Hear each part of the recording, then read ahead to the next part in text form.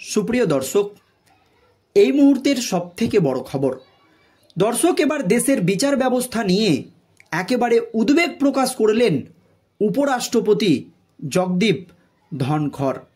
তারপরই নিলেন একেবারে চরম পদক্ষেপ, যা নিয়ে ইতিমধ্যেই গোটা দেশ জুড়ে নতুন করে শোরগোল পড়ে গিয়েছে। দর্শক, আপনারা জানেন কেন্দ্রের নরেন্দ্র মোদী সরকার বহু বিতর্কিত ওয়াকফ সংশোধনী বিল পার্লামেন্টের দুই কক্ষেই পাশ করে নিয়েছে। লোকসভা এবং বিধানসভায় এই বিল পাশ হওয়ার পর রাষ্ট্রপতি সেই বিলে স্বাক্ষর করেছেন। তারপর এই বিলটি গোটা দেশ জুড়ে আইনে পরিণত হয়েছে। শুধু তাই নয়, এই বিল আইনে পরিণত হতেই গোটা দেশ জুড়ে বিক্ষোভও দেখা দিয়েছে, আন্দোলন হয়েছে। তার পরপরই এই বিলে একাধিক অভিযোগ তুলে একাধিক মামলা হয়েছে সুপ্রিম কোর্টে, জানিয়ে একের পর এক কঠোর পর্যবেক্ষণ ছিল সুপ্রিম কোর্টের প্রধান বিচারপতি জাস্টিস খান্নার। শুধু তাই নয়, কিছুদিন আগেই দিল্লির একজন বিচারপতির বাড়ি থেকে একেবারে কাঁড়ি কাঁড়ি টাকা উদ্ধার করেছে দমকল কর্মীরা। কারণ ওই বিচারপতির বাড়িতে আগুন লেগে গিয়েছিল, আর সেই আগুন নেভাতে গিয়েই কাঁড়ি কাঁড়ি টাকা ওই বিচারপতির বাড়ি থেকে উদ্ধার হয়। তা নিয়েও বিস্ফোরক মন্তব্য করেছেন দেশের উপরাষ্ট্রপতি জগদীপ ধনখড় এবং সুপ্রিম কোর্টের বিচারপতিদের রাষ্ট্রপতির ক্ষমতাও মনে করিয়ে দিয়েছেন দেশের উপরাষ্ট্রপতি জগদীপ ধনখড়। জানিয়ে এখন একেবারে রাজ্য রাজনীতি তো বটেই, গোটা দেশ জুড়ে নতুন করে শোরগোল পড়ে গিয়েছে জগদীপ ধনখড়ের এই মন্তব্যের পর। যদিও এখনো পর্যন্ত কেন্দ্রের ওয়াকফ সংশোধনী বিলে কোনো রকম স্থগিতাদেশ দেয়নি সুপ্রিম কোর্টের প্রধান বিচারপতি জাস্টিস খান্নার নেতৃত্বাধীন ডিভিশন বেঞ্চ, কিন্তু একাধিক বিধিনিষেধ আরোপ করেছে কেন্দ্রের নরেন্দ্র মোদী সরকারের এই ওয়াকফ সংশোধনী বিল নিয়ে। তার জন্যই কি এই কঠোর মনোভাব দেশের উপরাষ্ট্রপতি জগদীপ ধনখড়ের? এই বিল নিয়ে কি জানিয়েছেন দেশের উপরাষ্ট্রপতি জগদীপ ধনখড়, কি কথা স্মরণ করিয়ে দিয়েছেন সুপ্রিম কোর্টের বিচারপতিদের? শুনুন দর্শক। রাজ্য বিধানসভায় পাশ হওয়া বিল আটকে রাখা নিয়ে রাজ্যপালকে এখতিয়ার স্মরণ করিয়ে দিয়েছে সুপ্রিম কোর্টের বিচারপতিরা। এমনকি রাষ্ট্রপতিকেও নির্ধারিত সময়ের মধ্যে বিল ছেড়ে দিতে হবে বলে জানানো হয়েছে। আর সেই নিয়ে এবার শীর্ষ আদালতের তীব্র সমালোচনা করলেন দেশের উপরাষ্ট্রপতি জগদীপ ধনখড়।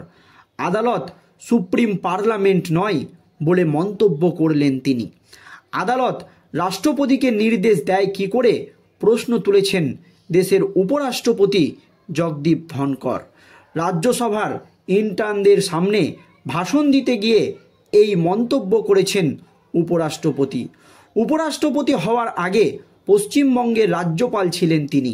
সেই সময় তার সঙ্গেও সংঘাত দেখা দেয় মমতা বন্দ্যোপাধ্যায়ের সরকারের। সম্প্রতি তামিলনাড়ুতেও একই সমস্যা দেখা দিলে সুপ্রিম কোর্ট রাজ্যপালের ক্ষমতা স্মরণ করিয়ে দেয়। সুপ্রিম কোর্ট জানায়, রাজ্য বিধানসভায় পাশ হওয়া বিল রাজ্যপাল অনির্দিষ্টকালের জন্য ফেলে রাখতে পারে না। রাষ্ট্রপতিকেও 3 মাসের মধ্যে বিল ছেড়ে দিতে হবে, কারণ সংবিধান অনুযায়ী তাদের ভেটো দেওয়ার ক্ষমতা নেই। সুপ্রিম কোর্টের এই রায় যে তার মনোপুত হয়নি তা পরিষ্কার ভাষায় বুঝিয়ে দিলেন উপরাষ্ট্রপতি ধনখড়। তার বক্তব্য, আজকের এই দিন দেখার জন্য গণতন্ত্র চাইনি আমরা, সিদ্ধান্ত গ্রহণের জন্য রাষ্ট্রপতিকে সময় বেঁধে দেওয়া হচ্ছে, তা না হলে বিল আইনে পরিণত হবে। বিচারপতিরা আইন প্রণয়ন করছেন, নির্বাহী কার্য সম্পাদন করছেন, সুপার পার্লামেন্টের মতো আচরণ করছেন। তাদের ওপর দেশের আইন কার্যকর নয় বলে কোনো দায়বদ্ধতা নেই। ধনখড় আরও বলেন, সংবিধানকে রক্ষা করার এবং সংবিধানকে সুরক্ষিত রাখার শপথ নেন রাষ্ট্রপতি। এবং রাষ্ট্রপতিকে নির্দেশ দেওয়ার মতো পরিস্থিতি একেবারেই কাম্য নয়। কিসের ভিত্তিতে রাষ্ট্রপতিকে নির্দেশ দেওয়া হলো? শুধুমাত্র সংবিধানের 145-এর 3 অনুচ্ছেদ ব্যাখ্যা করার এখতিয়ার আছে বিচার ব্যবস্থার, তাও 5 অথবা তার অধিক বিচারপতির বেঞ্চ করতে পারে। দেশের সংবিধান রাষ্ট্রপতি এবং রাজ্যপালদের আইনি প্রক্রিয়া থেকে রক্ষা কবচ দিয়েছে। আইনের ঊর্ধ্বে কেন এই রক্ষা কবচ দেওয়া হয়েছে, প্রত্যেক ভারতীয় আজ তার কারণ বুঝতে পারছেন। তারা উদ্বিগ্ন। অনুচ্ছেদ 142 এখন পরমাণু শক্তিসম্পন্ন ক্ষেপণাস্ত্রে পরিণত হয়েছে, যা গণতান্ত্রিক শক্তির বিরুদ্ধে 24 ঘন্টা ব্যবহার করে চলেছে বিচার ব্যবস্থা। সংবিধানের 142 অনুচ্ছেদে সুপ্রিম কোর্টকে বিশেষ ক্ষমতা দেওয়া হয়েছে। একদা আইনের পেশায় থাকলেও অধুনা উপরাষ্ট্রপতি ধনকর আদালতের সেই বিশেষ ক্ষমতা নিয়েই এবার সমালোচনা করলেন। সংবিধানের ওই অনুচ্ছেদ সংশোধন করা উচিত বলে মন্তব্য করলেন দেশের উপরাষ্ট্রপতি ধনকর। কিছুদিন আগেই দিল্লি হাইকোর্টের বিচারপতি যশবন্ত বর্মার বাড়ি থেকে টাকা উদ্ধারের প্রসঙ্গও টেনে আনেন দেশের উপরাষ্ট্রপতি। তার বক্তব্য, 14 ও 15 মার্চ রাতে দিল্লির বিচারপতির বাড়ি থেকে একটা ঘটনা ঘটল। 7 দিন কেউ জানতেই পারেনি। আমাদের নিজেকে প্রশ্ন করতে হবে, এই ঢিলেমি কি কাম্য? অন্য কেউ হলে পরিস্থিতি অন্য হতো।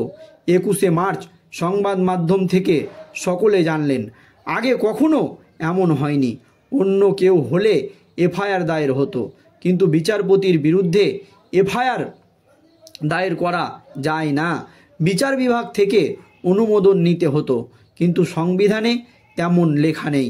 গত বছরে একাধিক রাজ্যে, বিশেষ করে বিজেপি বিরোধী রাজনৈতিক দলগুলি যেখানে ক্ষমতায় আসীন, সেখানে বারবার রাজ্য এবং রাজ্যপালের সংঘাত দেখা গিয়েছে। রাজ্য বিধানসভায় পাশ হওয়া বিল আটকে রাখা থেকে নির্বাচিত সরকারের পাশাপাশি সামন্তরাল সরকার চালানোর চেষ্টার অভিযোগ উঠেছে। সেই আবহে তামিলনাড়ুর এমকে স্টার্লিন সরকার রাজ্যপালের বিরুদ্ধে সুপ্রিম কোর্টে যায়। 10টি বিল রাজ্যপাল আটকে রেখেছে বলে অভিযোগ জানায় তারা। সেই নিয়ে শুনানিতে সুপ্রিম কোর্ট জানায় যে 10টি বিলকে সেগুলি রাজ্যপাল যেভাবে আটকে রেখেছে তা বেআইনি এবং স্বেচ্ছাচারিতা। রাজ্যপালের সেই পদক্ষেপ বাতিল করা হলো। রাজ্যপালের কাছে পুনরায় যেদিন বিল পাঠানো হয়, সেই দিন থেকেই বিল পাস হয়ে গিয়েছে বলে ধরা হয়। রাজ্যপালের উদ্দেশ্য সৎ নয় বলে মন্তব্য করেন সুপ্রিম কোর্টের বিচারপতিরা। পাশাপাশি সুপ্রিম কোর্ট আরও জানায়, নির্ধারিত সময়ের মধ্যে বিল যদি না ছাড়েন রাষ্ট্রপতি, তার তরফে যদি বিলটি নিয়ে কোনো উচ্চবাচ্য না করা হয়, সেক্ষেত্রে আদালতে আবেদন জানাতে পারবে সংশ্লিষ্ট রাজ্য। রাষ্ট্রপতির বিরুদ্ধে সুপ্রিম কোর্টে আবেদন জানাতে পারবে রাজ্য। রাষ্ট্রপতির ভেটো ক্ষমতা নেই। হয় তিনি বিল এ সমর্থন জানাবেন অথবা জানাবেন না। অর্থাৎ বিলটি নিয়ে রাষ্ট্রপতির হাতে কোনো ক্ষমতা নেই। তাই নির্ধারিত সময়ের মধ্যে বিষয়টি মিটে যাওয়া কাম্য। বিল নিয়ে সিদ্ধান্ত গ্রহণে রাষ্ট্রপতিকে 3 মাসের সময়সীমা বেঁধে দেওয়া হয়। এই নিয়েই এবার সুপ্রিম কোর্টের সমালোচনা করলেন দেশের উপরাষ্ট্রপতি জগদীপ ধনকর, যা নিয়ে ইতিমধ্যেই গোটা দেশ জুড়ে নতুন করে শোরগোল পড়ে গিয়েছে। আর এই সময়েই ওয়াকফ সংশোধনী বিল নিয়ে গোটা দেশ জুড়ে চলছে বিতর্ক। কারণ এই ওয়াকফ সংশোধনী বিলে একাধিক শর্ত আরোপ করেছেন সুপ্রিম কোর্টের প্রধান বিচারপতি জাস্টিস খান্নার নেতৃত্বাধীন ডিভিশন বেঞ্চ।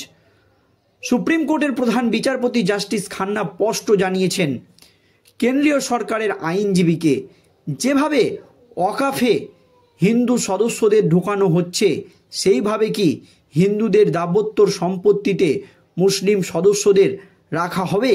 এই রকমই কিন্তু প্রশ্ন কেন্দ্রের আইনজীবীকে ছুড়ে দিয়েছে সুপ্রিম কোর্টের প্রধান বিচারপতির নেতৃত্বাধীন ডিভিশন বেঞ্চ, যা নিয়েও ইতিমধ্যেই শোরগোল পড়ে গিয়েছে। দর্শক, এই নিয়ে আপনাদের